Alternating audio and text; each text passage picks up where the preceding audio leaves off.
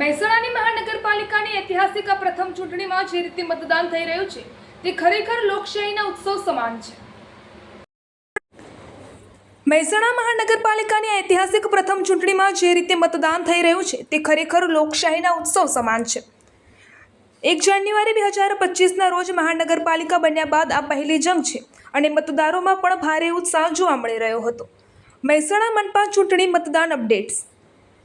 સવારે 9 વાગ્યા સુધીમાં જ અંદાજે 20%થી વધુ મતદાન થવું એ મતદારોની જાગૃતિ અને નવા કોર્પોરેશન પ્રત્યેની આશા દર્શાવે છે.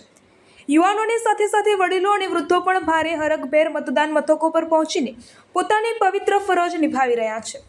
મહેસાણાના ધારાસભ્ય મુકેશભાઈ પટેલ પણ પોતાના પરિવાર સાથે મતદાન કરવા પહોંચ્યા હતા. તેઓ પોતાની માતા સાથે મતદાન મથકે નજરે પડ્યા હતા, જે નાગરિકો માટે પ્રેરણારૂપ છે. ધારાસભ્યએ પણ મતદાન કરી લોકશાહીના આ પર્વમાં સહભાગી થઈ તમામ મહેસાણાવાસીઓનો શાંતિપૂર્ણ રીતે મતદાન કરવા બદલ આભાર વ્યક્ત કર્યો હતો. હાલમાં 13 વોર્ડની બેઠકો માટે આ મતદાન પ્રક્રિયા ચાલી રહી છે. વહીવટીતંત્ર દ્વારા પણ ચુસ્ત બંદોબસ્ત અને તમામ જરૂરી સુવિધાઓ રાખવામાં આવી છે, જેથી મતદાનમાં કોઈ વિઘ્ન ન આવે. ખરેખર મહેસાણા મનપા બન્યા પછીનો આ પહેલો રણસંગ્રામ શહેરના ભવિષ્ય માટે ખૂબ જ નિર્ણાયક સાબિત થશે.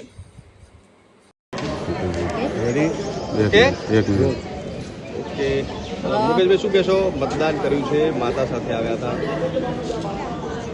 લોકશાહી દેશની અંદર ચૂંટણી એ પ્રજાનો પર્વ અને ઉત્સવ, એક ઉમંગ અને ઉત્સાહથી એ વોટિંગ દ્વારા એ પ્રજાને ઉજાગર કરતા હોય છે.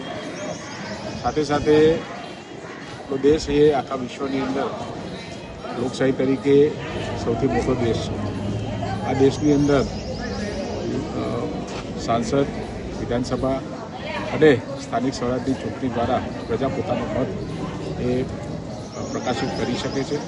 આજે આ ગુજરાતની અંદર સ્થાનિક સ્વરાજની ચૂંટણી એટલે કે જિલ્લા પંચાયત, તાલુકા પંચાયત, નગરપાલિકા અને મહાનગરપાલિકાનું ચૂંટણીનું આજે અહીંયા યોજાઈ રહી છે.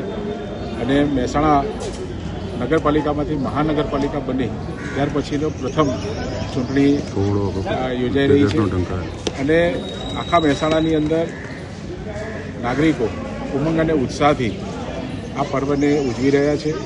અને એમણે મક્કમ નિર્ધાર કર્યો છે કે દેશના યશસ્વી વડાપ્રધાન નરેન્દ્રભાઈ મોદી સાહેબના જે સંકલ્પ છે વિકસિત ભારત, એને સાથ અને સહકાર આપવા માટે આ ભારતીય જનતા પાર્ટીનું મહાનગરપાલિકાનો બોર્ડ બને એ માટે સવારથી જ હજારોની સંખ્યાની અંદર મતદારો ઉમંગ અને ઉત્સાહથી આજે આ ચૂંટણીની અંદર ભાગ લઈ પોતાનો વોટ આપી રહ્યા છે. અને ખૂબ ખૂબ શુભકામનાઓ, શુભેચ્છાઓ આપું છું બધાને.